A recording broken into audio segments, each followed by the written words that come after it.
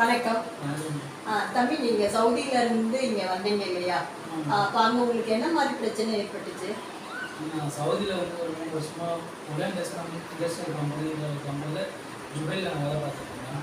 அப்போ வேலை பார்த்துட்டு இருக்கும்போது நான் 3 வருஷமா வேலை பார்த்துருந்தேன். அப்போது 3 வருஷமா எந்த ஒரு பிரச்சனையும் இல்லை.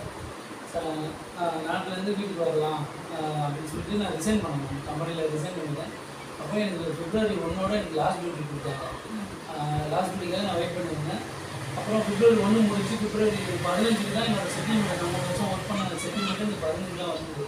வந்ததுக்கு அப்புறமேட்டுக்கு நான் அவங்ககிட்ட என்னோடய எக்ஸிக்யூட்டிவ்ஸாகவும் ப்ளஸ் டிக்கெட்டும் நான் கேட்கும்போது என்ன சொன்னாங்கன்னா, உங்களுக்கு கான்ட்ராக்ட் முடிஞ்சு 15 நாள் ஆனதுனால உங்களுக்கு எக்ஸிக்யூட்டிவ்ஸ் எங்களால் கொடுக்க முடியல, நீங்கள் ஒரு 10 days வெயிட் பண்ணுங்கள், நான் அதுக்கப்புறம் உங்களுக்கு கொடுக்குறேன் அப்படின்னு சொல்லியிருந்தாங்க. நாங்களும் 10 days வெயிட் பண்ணோம். அதுக்கப்புறம் மறுபடியும் கேட்கும்போது என்ன சொல்லிட்டாங்கன்னா, நீங்கள் இந்தியன் எம்பசி தான் கான்டாக்ட் பண்ணணும், இந்தியன் எம்பசி கான்டாக்ட் பண்ணுங்கள், அந்த கான்டாக்ட் பண்ணதுக்கப்புறம் அவங்க தான் உங்களுக்கு எக்ஸிக்யூட்டிவ்ஸாக கொடுப்பாங்க, அப்போ நீங்கள் எடுத்துனாங்க கம்பெனியில் நாங்கள் டிக்கெட் போட்டு கொடுக்குறோம் அப்படின்னு சொல்லிட்டாங்க. நாங்கள் எங்களுக்கு இந்தியன் எம்பசியில் போய் யாரை பார்க்குறதுன்னா, எங்களுக்கு நாங்கள் இருக்கிற இடத்துல வந்து ஒரு 500 கிலோமீட்டர் தூரம் இந்தியன் எம்பசி. அதனால் நாங்கள் யாரை பார்க்குறது என்ன பண்ணுறதுன்னு எங்களுக்கு தெரியல. உடனே எனக்கு ஆரிஃப் சாரோட நம்பர் கிடச்சிருங்க. டிரைவர் சம்பளத்தில் அந்த டிரைவர் சம்பளத்தில் இருக்கிற மூலியமாக ஆரிஃப் சார் நம்பர் கிடச்சிது. நான் அவரை தொடர்பு பண்ணேன். அவர் என்ன சொன்னார், தமிழ்நாட்டில் நீங்கள் ஏழகம் ஆஃபீஸில் போய்ட்டு ஒரு கேஸ் ஃபைல் பண்ணுங்க அப்படின்னு சொல்லிட்டு அவர் சொன்னார். நாங்களும் கேஸ் ஃபைல் பண்ணோம். அதுக்கப்புறம் நாசர் சார் அவர்கிட்ட ஒரு ஆவடியில் இருக்கிற நாசர் சார் போய் ஒரு அமைச்சர்கிட்ட ஒரு கேஸ் ஃபைல் பண்ணுங்க அப்படின்னு சொல்லிட்டு அவர்கிட்ட நாங்கள் ஒரு கேஸ் ஃபைல் பண்ணோம். அதுக்கப்புறமேட்டுக்கு அவங்க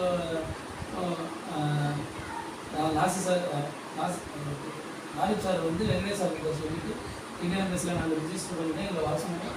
இப்போ ஜெயந்தி மேம் நீங்கள் வந்து எங்களுக்கு வந்து ரொம்ப கான்டாக்ட் பண்ணி அவங்கக்கிட்ட பேசி வேகமாக இந்த ஆக்ஷன் எல்லாமே ரொம்ப வேகமாக கூடிய சீக்கிரம் நடக்கிறதுக்கு எனக்கு ரொம்ப ஹெல்ப் பண்ணியிருக்கோம்.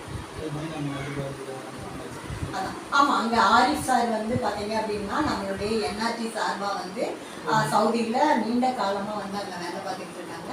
அதே மாதிரி நம்ம வெங்கடேஷ் சார் அவங்களும் வந்து பார்த்தீங்கன்னா பல வருடங்களாகவே வந்து எம்பசியில் இந்த மாதிரி நம்மளுடைய தமிழர்கள், இந்தியர்கள் மட்டும் இல்லை, மற்ற நாட்டை சார்ந்தவங்களுக்கும் ஏதாவது ஒரு பிரச்சனைனா அவங்கள வந்து தாயகம் திருப்பி அனுப்புறதுக்கு வந்து 2 பேருமே வேலை பார்த்துருக்காங்க. 2 பேருமே வந்து என்ஆர்டியோட இணைஞ்சு செயல்பட்டு இருக்காங்க. இப்போ நாங்கள் எங்களை பொறுத்த வரைக்கும் பார்த்தீங்கன்னா Tamil Nadu domestic worker welfare trust வந்து என்ஆர்டியோட இணைஞ்சு என்ஆர்டி மூலமாக வந்து வெளிநாடு போகிறவங்களுக்கான அந்த பயிற்சிகளை வந்து நாங்கள் கொடுத்துட்ருக்கோம். நாங்கள் எல்லாருமே இணைந்து செயல்பட்டுருக்கோம். சரிங்களா? இப்போ உங்களுக்கு ஒரு பிரச்சனை அப்படின்னு சொன்னால் உடனடியாக வந்து என்ன செய்யணும் அப்படின்னு சொன்னால் எம்பசியை தொடர்பு கொள்ளணும்னா நீங்கள் எந்த நாட்டுக்கு போகிறீங்க வேலைக்கு, அங்கே என்ஆர்டி சார்பாக செயல்படக்கூடியவங்க யார் அப்படிங்கிற அந்த தகவலை தெரிஞ்சுட்டு போனீங்க அப்படின்னு சொன்னால் உடனடியாக உங்களுக்கு உதவுறதுக்கு வாய்ப்பு. ரொம்ப நன்றி.